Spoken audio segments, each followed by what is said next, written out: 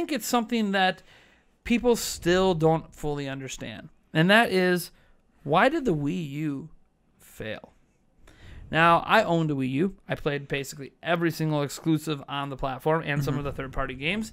You got to play some of them at my house or the apartment at that time. Yeah. But you never bought a Wii U. Correct. Not sure you ever had any interest in buying a Wii U. Correct.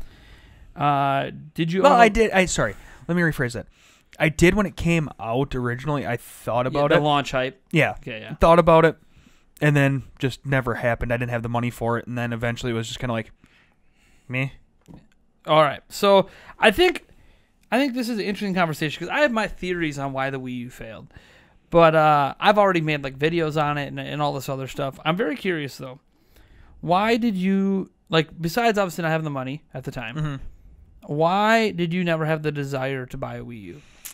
Well, you had it. Well, yeah, so I have a Switch. Right, yeah, no, I know. I don't know. I just kind of got away from gaming for a little while. Okay. At that point in time, I was more kind of in the Xbox realm. Mm-hmm. And I know you weren't confused over what a Wii U was because of me. Yeah. That's one big thing is you had me, so like I wasn't gonna let you be confused. Even without me. even without you, I wasn't confused by the Wii U. Well, I bring that up because my mom, I think even still today, thinks the Wii U is just an accessory. To the Wii, and that was again very poor naming on Nintendo's part because of that fact that people just should have just called it a Wii HD. Yeah, would have made sense to everyone. Oh, it's different because it's an HD Wii. But that's besides the point. The problem with calling it an HD Wii, of course, would mean you would think all your games are going to be in HD now. Yeah, I could play all the Wii games, but they wouldn't have been in HD. So I can understand not wanting to lie to consumers. But, I mean, you should have made a Wii HD, and it wouldn't have been a problem. Or you just go away from the Wii name, period. Yeah. I mean, here's the thing. I did an editorial piece on this about a year and a half ago where I said, what if the Wii U came out in 2010, but instead of being what the Wii U is, it was just a Wii HD. So no gamepad. Yeah. But still like the same specs. But what it really did was all Wii games would be upscaled to HD. And then obviously you would have the specs of like an Xbox 360 and be able to get all the modern games for another extra 2 years over what the Wii U had in that generation. And I always thought, yes, it would still be one of those stopgap consoles. But you know what it would be, right? It'd be the PlayStation 4 Pro or the Xbox One X. Right. It would be like that mid-gen upgrade, not a huge deal. And that would have been right, because like Wii was starting a downturn That wasn't the fad at the time, though. Well, see, the fad at the time was new console. When? In 2010? Yeah, that's true. Never mind. Like the Wii was starting to downturn pretty hard. Right. And if it would have been, oh, wait, we're about to get an HD version? Oh. No, right. Oh, and that HD version is going to get Assassin's Creed and Call of Duty and like all of the stuff like the other systems now? What year did they make the like the DS and then the 3DS and then the 3DS XL? The DS was 2004. Okay, and then the 3DS was, which is a new the 3DS console. Was 2011. Okay, and then the new 3DS was. Jeez, you're really putting me on the spot for that one. No, that's fine. But like I'm saying, like I was saying, it wasn't the trend back then to go kind of just up the specs of that same console. It was brand new console. But the DS did it. DSi. Sort of. No, it literally did it. The DSi was higher spec. But that wasn't. Maybe that even had exclusive games. Maybe that started the trend. Not a lot of people bought the DSi. The 3DS, the new Nintendo 3DS, I should say, new Nintendo 3DS and new Nintendo 3DS XL were the first massively successful mid-gen upgrades for Nintendo. Now, granted, we're not talking like a massive upgrade here, but it was significant compared to the original. Like it ran Xenoblade Chronicles, 3D that when the OG Switch couldn't even run. Hyrule Warriors Legends ran phenomenal. It actually ran better on the new Nintendo 3DS than it did on Wii U, frame rate wise. Dang. Excuse me, if you could even believe it, like better frame rate wise. But if you played it on an OG 3DS, it was like unplayable basically. So that was like the first real successful mid-gen upgrade. So I understand like Nintendo hadn't really. I don't want to say they've never done something like it. I keep thinking back to like they've done remodels. Like they had the Wii Mini, which was a stripped down Wii. But that was after the Wii U. Wii Mini was before Wii U. Was it? Yeah. Oh, yeah. Wii Mini was before Wii U in Canada. I think it was while the Wii U came out in the US, but it was in Canada for a couple of years first. So then maybe they just didn't want to go with the double route of the quote-unquote upgraded system. The NES was redesigned at some point, especially in Japan. The SNES had a bunch of different versions. Most people just remember their localized version for their territory, but there was a couple different versions of that. I mean, heck, there was a GameCube in Japan that had a DVD player. It was Japan only. Yeah. But and that didn't come out at launch. So there's been these kind of experiments, but I think the DSi was kind of like a test. Like, ooh, do people even interested in a mid-gen upgrade? Right. And we're not really going to go all in with it. Okay. Well, now 3DS itself really didn't have a lot of sales momentum. It was kind of sort of doing okay. Well, what happens if we reinvigorate the market with new hardware? They do that, swappable faceplates, which I thought was a brilliant idea. Yeah. Unfortunately, the market kind of rejected it. Yeah. That sucks, and so the XL is the one that took off. But yeah, it's well, to be fair, they only brought the XL to the US right away. Yeah. We didn't get the one with the faceplates until the Happy Home Designer one. Right. They should have. They would have had them both there at the same time. Who knows what would have took off in the US, No, for sure. Probably the XL because we like bigger screens. We like bigger screens. But yeah, it's interesting that that's the first major mid-gen upgrade that works. So, but my thing is back then, the Nintendo Wii was downturning, and some of the Wii's audience was starting to go to Xbox 360 and PlayStation 3 because it kind of felt like the next logical step. Okay, we played all these games. Now we're ready for something that's quote-unquote better, and those were quote-unquote better systems. So I think that if Nintendo would have read the tea leaves correctly, if they would have launched a Wii HD that was the Wii U, but brought upscaled Wii games and all that, I think they could have actually stopped people from going over to those systems because then they could have got all of those third-party games for an extra couple of years, and it would have been a perfect mid-gen to try to get them to Switch or whatever's next. The big thing is, would Switch exist without Wii U? And that's a question that I can't answer. Well, or maybe it would have pushed. The thing is, maybe it might have just pushed the timeline back a little bit. Maybe they would have had a little bit more time to rethink the Wii U, made it better, and then still gave us the Switch a couple years down the road. So maybe we'd be looking at the Switch in 2021, 22, maybe, instead of... But here's the thing, or 2020? I don't know. It's hard to figure out, what Nintendo would have done with a Wii U or whatever their system would have been because I'm not sure that Nintendo would have wanted a $400 system at launch like the rest had. So if they're not going to go for that, then they would have just had budget hardware again. And I don't know what that would have looked like. And it's often said, if Wii HD happens, I don't think Wii U happens. Because the idea of Wii U, at least the base premise of Wii U, was supposed to be it's on par with PlayStation 3 and Xbox 360, which didn't matter by the time it came out because the next gen was coming a year later. Close, literally a year later, the next gen launched. So it was bad timing to do that. Back in 2010, that would have been fine because you would have still had 3.5 full years on the market. But at that time, that was terrible timing to just have a same spec as other systems. And then the idea was it was supposed to be a more personalized experience. So Wii was for families, U is for gamers. Yeah, Wii U was for you. Was supposed to be for you the gamer. That was what the idea. That was the marketing stick. Then they found out third parties are like, wait a second.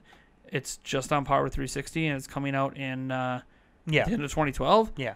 We have hardware for the next systems already, and no, we're backing out. Right. We're done. That unprecedented partnership done. Right. Whatever you guys want to think of EA. So my thing is with Wii U is I think the entire premise of it was misguided. I think there's two directions they could and should have went. Their direction with Wii U was to basically try to chase. They were chasing current instead of thinking future. Right. So they should have, I don't know. It's hard for me to imagine Wii lasting until the end of 2013. But right. I feel like they should have either just went all out and ditched the gamepad and just went with a Pro Controller with optional Wiimote use and tried to build a PlayStation 4, but maybe slightly underspec for cheaper. Do an Xbox One. It was underspec from PlayStation 4, but without a Kinect packed in, so cheaper. Right. Or the other route is to go, which is the route some people might actually have liked, is to go Blue Ocean again. So Wii U, they focus so hard on making it like a hardcore gamer system. What if instead they would have released a Wii 2 with improved motion controls, improved IR tracking, right, and potentially started glancing at VR. Now, granted, it would have been low-grade VR. Right. It wouldn't be even close to where VR is today. Right.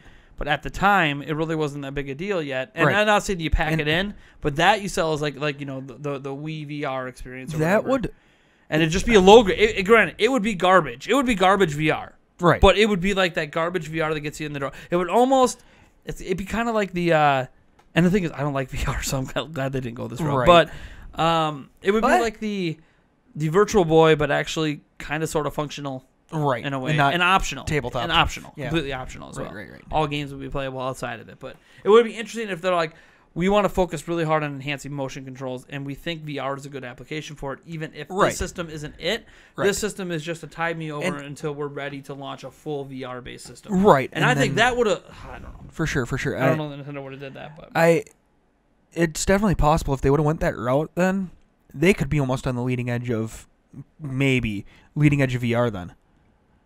Maybe they would have had a revolutionary, because we have the revolutionary normal, quote unquote, normal console. Maybe we would have had a revolutionary VR console. Maybe it'd be interesting to see. Yeah, I mean, it's really hard to obviously know 100%. Right, for sure. I also think that the Wii U had like a number of problems as a system. Like we're thinking of all these alternative ways things might have changed or might have been better. And I don't know that any of them would have necessarily been better because ultimately there's a theory out there that Switch doesn't happen without Wii U. Because what's the one thing that Wii U probably deserves credit for? The fact of games, quote unquote, kind of on the go? Off TV play. Yeah. It was one of the coolest features at the time. Vita was a portable system that tried to be like, oh, you can stream your PlayStation games over the network to the Vita, but it wasn't native. So there was always some delay, some latency, didn't always work. You were on hotel Wi-Fi trying to connect at home. It really wasn't a great experience. And still, this is not played locally, streamed. And even then, with Vita, as powerful as it still was like you weren't quite getting home console quality games. Wii U, you were getting home console quality games in your hands, just happened to be only on your couch. Right. So I do think that Nintendo learned from Wii U that the off-TV experience is something people actually like. Right. No, I agree with that. They like the option of playing on their TV or playing on the tablet. They don't like that the tablet has to be tethered. And I think that's where the idea was born of why don't we just make the tablet the system? Yeah. And then just make the TV thing the dock. I think that's where it was. But that's the thing. We don't know, so we're never going to know. I don't think. But I do think Wii U was integral for that. Right. And again, I kind of wonder where it would have been if they would have came out with an HD Wii and had a little bit more time to think about the Wii U. That concept. Would we have gotten the Switch instead of the Wii U? Yeah, like in my ideal world. Or would we have gotten just a better version of the Wii U? In my ideal world, we get the Wii HD in 2010. And that starts getting all modern games. All of the stuff that's on Xbox 360 and PlayStation 3, it's multi-plat. Over the next 3.5 years, it gets it. Now, if you remember, PlayStation 4 and Xbox One, for their first 2 years of their life cycle, every multi-platform game that wasn't exclusive that came to their platforms were still coming out on Xbox 360 and PlayStation 3. Ergo, if those games were still selling well enough on Wii HD, potentially Wii HD could have kept getting those games until like 2015. In 2015 is when the Tegra X1 came out. So instead of NVIDIA releasing their Shield product, Nintendo partners with them and they create Switch. And Switch launches in 2015. Now, granted, Switch would not have been $300 in 2015. I doubt NVIDIA would have cut them as good a deal. Probably would have been $400. But if you think about it, at the time, PlayStation 4 and Xbox were $400. So it wouldn't have been that far off from where everything else was in the market. They would have, you could talk about would have cannibalized 3DS too soon, whatever. I don't know. Maybe they rethink everything. Maybe they don't end up. Maybe this is the weird thing. Maybe 3DS gets canned sooner and all the games come to Switch. Possible. I mean, it's 2019 Nintendo. We're still waiting for that to happen. You're getting Kirby's extra epic yarn. That's great. Why isn't it on Switch? Right. Why isn't all these like Mario and Bowser, like that game coming out now. Yep. It's Bowser's Inside Story. Like it's a port of a DS game that like added extra stuff. Okay, it's taken so long. I don't know why it's taken like 4 years to get that game here since it was announced. Like, why isn't that on Switch by now? That too. And like we just got a port of Luigi's Mansion late last year. Why wasn't that on Switch? Why did that go to the 3DS? Like, it could be on 3DS, fine, but also on Switch. Right. Like, you're just kind of alienating Switch people. Granted, not that we don't have enough ports as we are, but like those are even older gen ports. That would have been really cool. The thing is that I'm sure a lot of the Switch owners probably do have a 3DS. Yeah, but do they still play it now that they have Switch? No, probably. Because what happened with me? Oh yeah, I got a Switch. I don't think I touched a 3DS. I don't want to say I haven't touched one, but I haven't really played 3DS games. Mine's sitting on my desk at home. I mean, I have. That's it. My only 3DS I still owns at my parents' house. Haven't touched it in years. I literally tried turning this on the other day. This is the old OG fat DS. Oh jeez. Lord. Lord. Ancient. Yeah. But still works. Still functional. Nice. Amazingly so. I had to borrow a charger for it, but whatever. It was. I think a lot of things could have been different. The Wii U.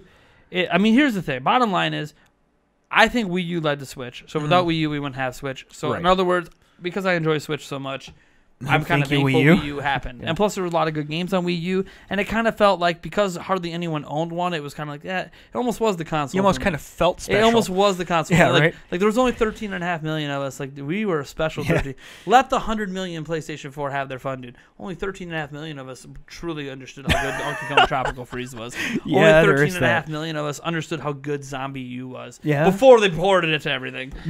Don't blame them though. I mean, you can't blame them. No, definitely. So. The Wii U had a lot of issues. The hardware itself kind of went over like you can't release like Xbox 360 hardware a year before the Xbox One comes out. You had the issue with the gamepad itself. It was expensive, clunky. People didn't like using it. In hindsight, looking back on it, it's like a Fisher Price tablet. Yeah, kind of. It didn't. Admittedly, I didn't feel that way at the time. But then when we got Switch, you started realizing, this is a sleek, professional adult device. Right. That thing in comparison is a child's toy. Yeah. Right. And it just, it didn't feel like that at the time, but like in hindsight, it's like, man, that was kind of, like, it was comfortable. Yeah. I'll give you this. The Wii U gamepad was more comfortable to hold than the Switch. Hot take. Ooh. But, especially if you had big hands. Oh, boy. But it's still plasticky. Yeah. No, the fingerprints on it because it had one of those gloss finishes. Which looks beautiful in photos and video. For sure. Not so much in practical use. So they had that, and like some developers were scared away because they thought you have to use the gamepad. Although Nintendo, to be fair, pretty much used it as an inventory system and nothing else. They did use it like for a few things in some games, but to be honest, Wii U. In case you guys didn't know, the idea for Wii U came from Miyamoto. Miyamoto is a software developer, not a hardware developer. So this is one of the first systems he truly basically said, I want to make this. And Iwata's like, yeah, that sounds like a cool idea. The idea is not bad. The problem is... the execution was kind of not Well, good. here's the thing. The problem is, I don't think Iwata and Miyamoto at the time bothered to ask any of their developers if they wanted that kind of system. Because... almost every single Nintendo exclusive that came out for the thing did not do anything unique with the gamepad. In fact, some of the unique gamepad games didn't come out until Star Fox Zero in the final year that Switch was the Wii U was out. We finally got Star Fox Zero, which had forced controls in it. To try for Miyamoto to prove that it worked, and then we finally had one functional game that was nice with the gamepad in Star Fox Guard, and that was 4 to 4.5 years into the thing being out. They finally started using it, and it was only because Miyamoto used it. Right. Their actual developers had no interest in using that damn gamepad. Or for anything but inventory. For anything but the obvious, throw inventory on it. For anything but the obvious, they had no desire to use the damn gamepad. Inventory, mini maps. And I think ultimately, like if you think about it, forget the third parties, forget the confusing naming. Yeah, right. I don't think Nintendo consulted their own people on whether or not that's even something they want to work on. Yeah. Switch feels like a device that developers want to work on. It didn't feel that way with Wii U. No, I'll give you that one. I love all the Wii U, like Tropical Freeze. It didn't do anything with that damn touchpad that mattered. Yeah. Like well, you know, in New Super Mario Brothers U, you could have someone tap the screen and add a platform. You didn't need those additional platforms. It was a garbage mechanic from the get go. You never needed it. The only thing that did something cool. We got to figure out how to use this. Nintendo Land had some cool uses for it, but again, you sold that to you for $60. They didn't pack it in to actually prove what the game when they launched this is the thing. When they launched Wii, they gave you Wii Sports because Wii Sports explained what the Wii was about. Yeah. It explained the controls. Yes. So you hand us a tablet in our hands and say, figure out why it matters, and then you don't give us anything packed in to explain why this matters. Yeah. See, at least with the Switch, I always thought 1-2 Switch should have been a packing game. Yeah. But not all games use motion controls. You don't need it. It's cool. Here's the thing. Right. When Switch comes out, you don't need to explain the motion controls because it just makes sense as a handheld instantly with standard controls. It comes with a grip. It makes sense as standard control. So, standard controls were kind of pushed first. Yeah. So you didn't need 1-2 Switch packed in because it wasn't trying to explain a whole new control method. It was showing off the extra features of the Switch, but those were secondary. Right. Whereas the gamepad was a central point. It was at the front and center of all advertising. It's why people thought it was just an accessory. They didn't even notice that there was a box behind it. Right. The box is the Wii U gamepad's the same size as the damn box. There is that. There is that. Bad marketing. It was. Droughts. Oh, the droughts. Yeah. But again, that was more than likely just because people didn't know how to write for the damn thing. Well, think about it. They had launch, and then they had a couple third-party games trickle out. Nintendo didn't release have another game exclusive for the platform until Lego City Undercover. Yep. And at the time, they had a companion game come out on 3DS or DS at the time. Yep. And then it was 9 months until we got another exclusive game. Even Switch last year, which had its droughts. Right. You still had Kirby. You still had Octopath Traveler and Mario Tennis. There wasn't a 9-month gap for exclusive. Right. Yeah, it felt like for some, it was a huge gap until Smash Bros. The only one I cared about. Yeah. But on Wii U, it didn't matter if it was only what you cared about. There just wasn't an exclusive game. The only one you cared about was the only game.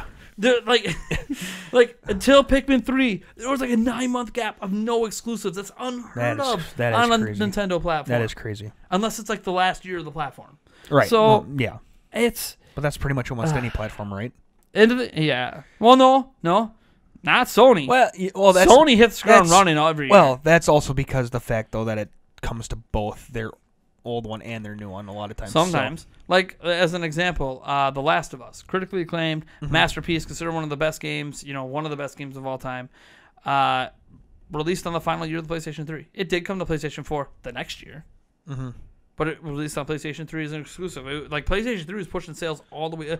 That's Sony's strategy is interesting. A lot of companies you'll wind down. Yeah. Blah, blah, blah. People thinking, Sony sales are going to wind down this year. They're not going to be at E3. Sony still has a nice slate of exclusives coming. And PlayStation 4 is probably going to sell another 20 million this year heading into PlayStation 5 because that's what Sony does. Sony's strategy is keep the system selling well every year or have it selling near its peak sales performance at the end. Yeah. Because that's going to make people want to get the next one. Right. Even if they don't, because you always have the early adopters. But that means a year later, all those people that own PlayStation 3 that were buying it late will be like, maybe we should trade it in and get a PlayStation 4. Yeah. So that's their strategy. Nintendo's we have a new system coming out. We're just done. Yeah. No, I get no new games for you. Or Color Slash. You get Color Slash. Yeah. Or the best game that's going to be on your platform, Breath of the Wild. We know it's so good. It's got to go on the next one. Oh, right. So there's so many reasons that I mean, there are some good things on Wii U. Yeah. Don't get me wrong. Miiverse, I think, despite some of the issues, I miss it. I wish we had Miiverse today. Miiverse was a very cool social media Nintendo-only thing. Honestly, it's the biggest collection of Nintendo fans ever in one spot, and it was awesome. All the art. I missed some of the art. Heck, you could direct message people. Whoa. And they didn't charge us for that feature. Whoa, we got to watch Netflix on Wii U. Holy crud. Wait, what? Hold on. What other shade can I throw? There wasn't an online service. Oh. So even though everything was peer-to-peer, we didn't pay for it, so it was hard to complain. Then again, I will say Smash Bros. Brawl, or not Brawl, Smash Bros. 4 online on Wii U. it's worse than it is on Switch. It is a little bit better on Switch. Still not great, but it is better. All right.